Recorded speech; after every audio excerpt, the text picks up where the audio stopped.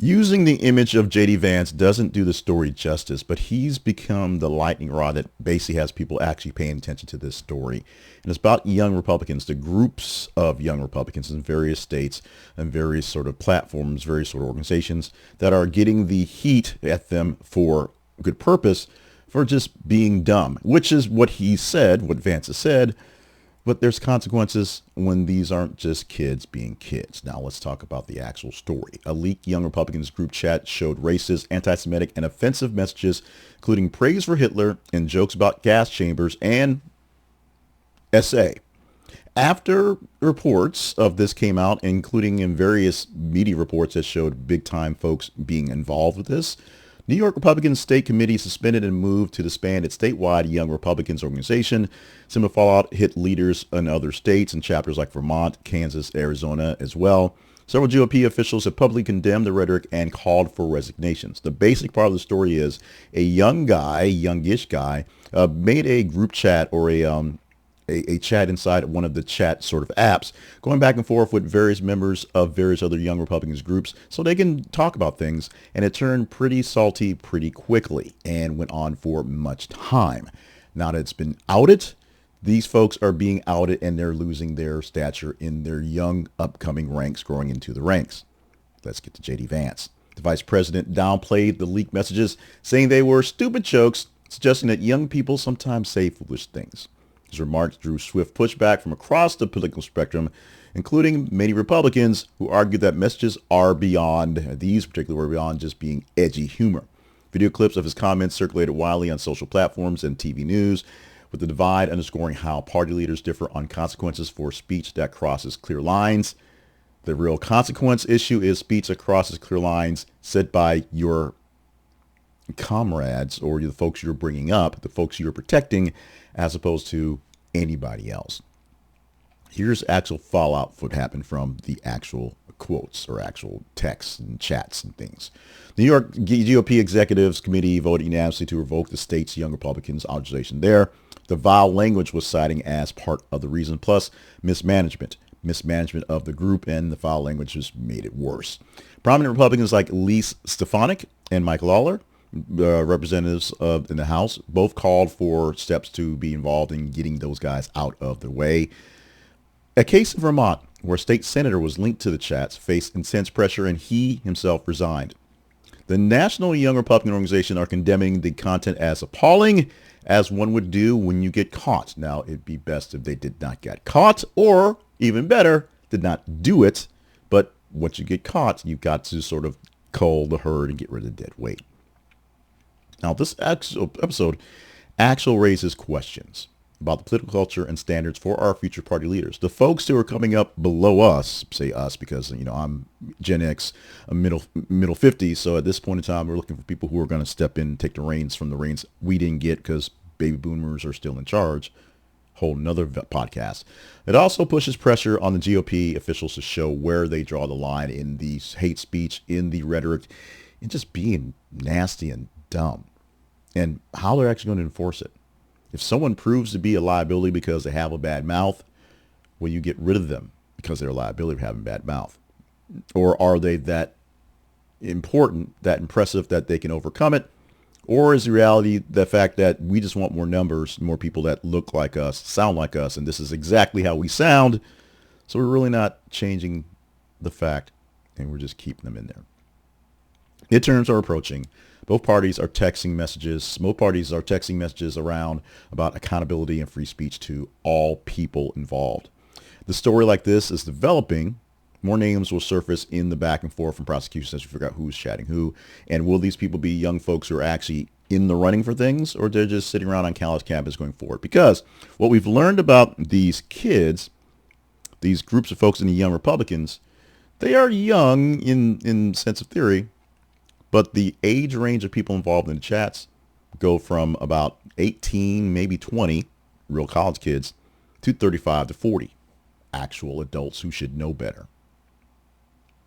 Now, Vance's stance urges restraint before ending young careers over private messages. I mean, think about your life and where you are in this timeline. I did not have social media when I was in college, or I have a whole bunch of Red Cup solo things all over the place as well. So I'm happy for that. And the young folks are learning, probably in the longer part when it's too late to learn these things, that what they do in the past does not always reflect where they want to go in the future, even they don't know it yet. And there is a permanent record with the internet. We didn't quite have that. They do. But this distinguishes a link between tasteless speech and official policy. Yes, you'll say dumb things when you're young, and you'll either learn it or get over it or just realize it's dumb and stop saying it.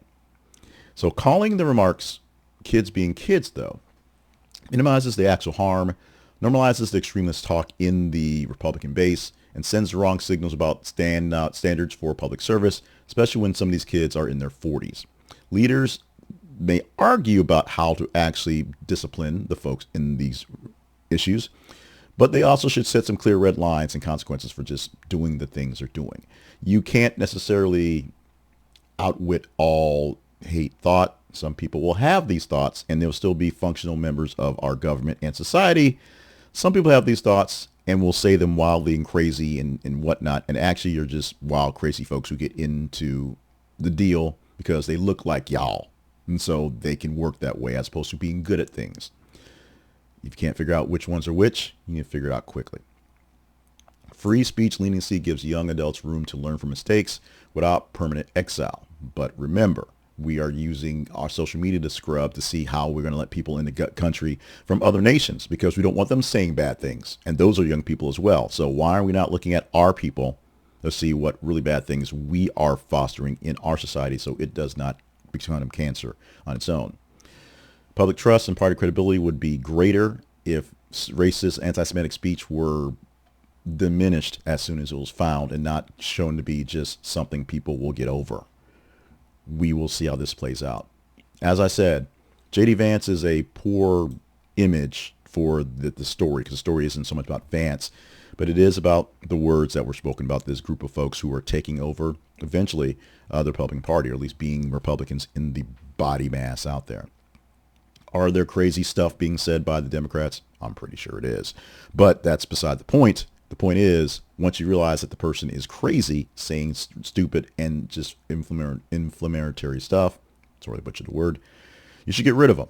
You should find ways to eliminate yourself from them. You should exile them and tell them to go be a member of another party. Make another party so they can be as racist, as Nazi-loving as they want to. In the meantime, this is another thing that's hanging on Vance and makes him even more memeable right now. So you can fuel your love or hate towards Vance, love or hate towards me in the story, love or hate towards the kids who aren't so much kids saying the things out there out loud, and sort of say a prayer, hopefully, for all of us to find some resolution, some sense of peace in ourselves so we can have less of this.